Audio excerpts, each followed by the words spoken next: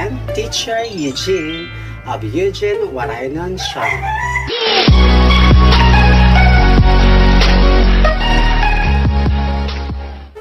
And welcome back to Kapalia TV, a home for Mapinians.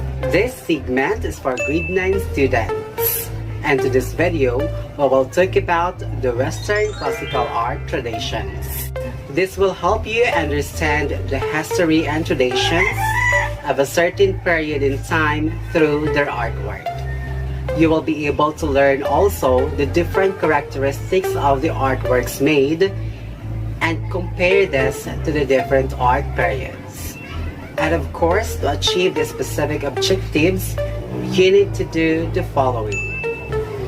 Take your time watching and listening to the discussions. Follow the directions or instructions of the different activities or exercises diligently.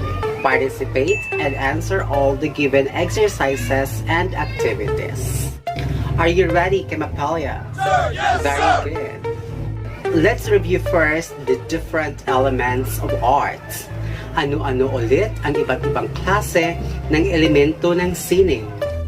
Line, shape, form, space, texture, volume, and color. What about the different principles of arts? What are the different principles of arts? Balance, contrast, emphasis, movement, pattern, rhythm, and unity. Let us answer this time your learning activity sheets or learning modules. Exercise number 1. Identify the following pictures. To what period they belong to? Choose your answer inside the box. Tukuyin kung aling panahon angkop ang makikitang larawan o litrato. Hanapin ang sagot sa loob ng kahon.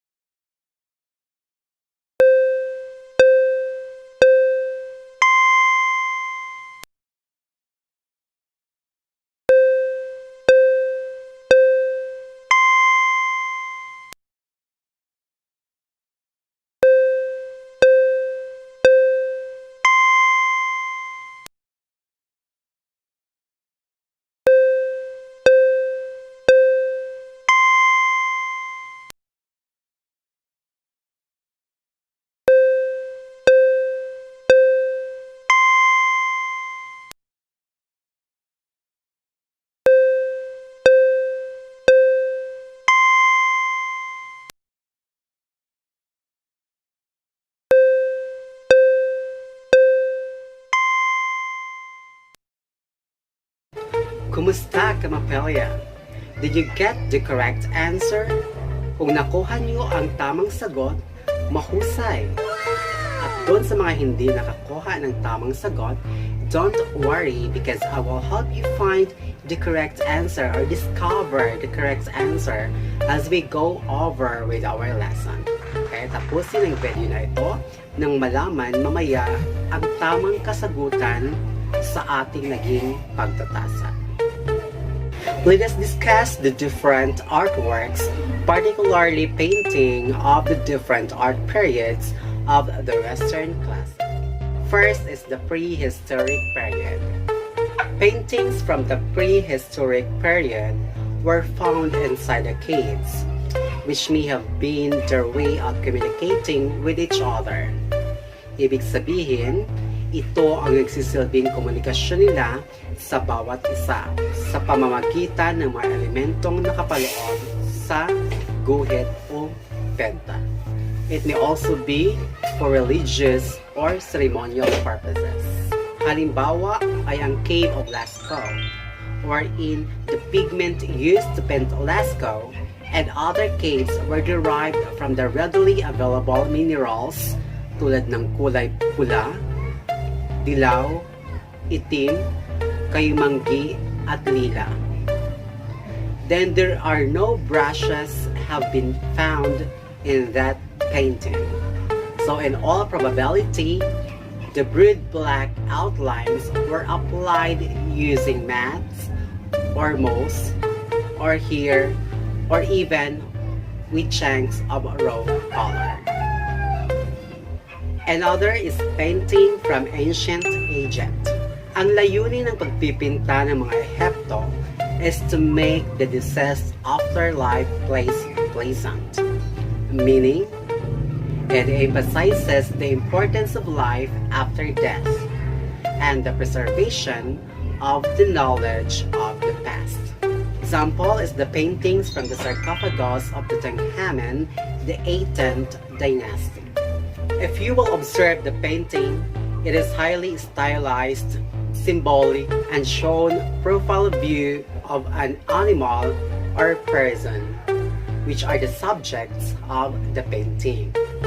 The main color used were red, black, blue, gold, and green, which are derived from mineral pigments, same with the prehistoric era that can withstand strong sunlight without fading. Another painting is from the classical Greek era. During this time, paintings were most commonly found in vases, panels, and tombs. They depict natural figures with dynamic compositions. Most of the subjects were battle scenes, mythological figures, and everyday scenes. Example of mythological figure is the Judgment at Paris, a mythological being popular among the people of the Black Sea. The technique used in this painting is called polychromy, a combination of different colors, especially the brilliant ones, in an artistic manner. Aside from vase painting, classical Greek era also includes panel painting. Panel paintings are paintings on flat panels of wood. Example is the pizza panel. And then they also have the tomb or wall painting, wherein this uses the method of frescoes in either tempera, which is a water-based, or encaustic, which is wax. Next is the Roman era. Roman paintings have wide variety of subjects: animals, everyday life and still life, mythological subjects, portraits, and landscapes. Roman era is known for the technique called mosaic. Mosaic is an art process where an image is created using an assemblage of small pieces of colored glass, stones, or other materials. Best known painting for Roman was the head of Alexander. This mosaic is approximately 8 feet 11 inches high and 16 feet and 9 inches long, which is currently housed in the National Archaeological Museum in Naples, Italy. Byzantine painting. The active patterns of painting which have been invented in Greek and Rome lead on in Byzantium. However, this time it is for Christian subjects. Example is the fresco from the Villa of Masters. What is fresco? Fresco is a method of painting water-based pigments on a freshly applied plaster, usually on a flat surfaces or wall surfaces. Another is Romanesque painting. Romanesque has a remarkable variety of artistic traditions, such as modeling and treatment phases, which shows the traces of Mozarabic influence or Arabese influence. Using this technique, It shows the painting with elongated oval faces, large staring eyes, and long noses, just like this great masterpiece of the era, which is the Christ Majesty. And lastly is the paintings from the Gothic era. Subjects usually in this period depict popular legends and love stories. And the most innovative technique used in this period is the stained glass. Stained glass were created to transform the vast stone interiors with warm and glowing color, and at the same time to instruct questions in their feet. Example is the rose window from the north transept. This stained glass of the Gothic cathedral was not simply for decorative, but meant to convey and heighten a sense of the divine pouring in from above. Let us continue answering your next activity on the learning activity sheets or learning modules. Assessment number 2. Make a short description of the following artworks. Number 1, mosaic. Number 2, stained glass. And number 3, panel painting. Mosaic is an art process where an image is created using an assemblage of small pieces of colored glass, stones, or other materials. Panel painting are paintings on flat panels of wood. It can be either small, single-pieced, or several panels joined together. Stained glass. Stained glass are colored glass used to form decorative or pictorial designs, notably for church windows, both by painting and especially by setting contrasting pieces and a lead framework like a mosaic. So, let's have this time the post-assessment. Let's check if you were able to get the correct answer from the previous activity or the pre-assessment. Identify and name the pictures of different Western classical art from the different eras. Number 1, Cave of Lascaux. It is prehistoric era. Number 2, hieroglyphics, ancient Egypt. Number 3, rose window, that is Gothic era.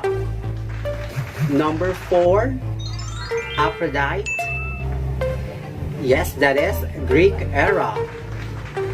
Number 5, Venus of Willendorf, that is prehistoric era.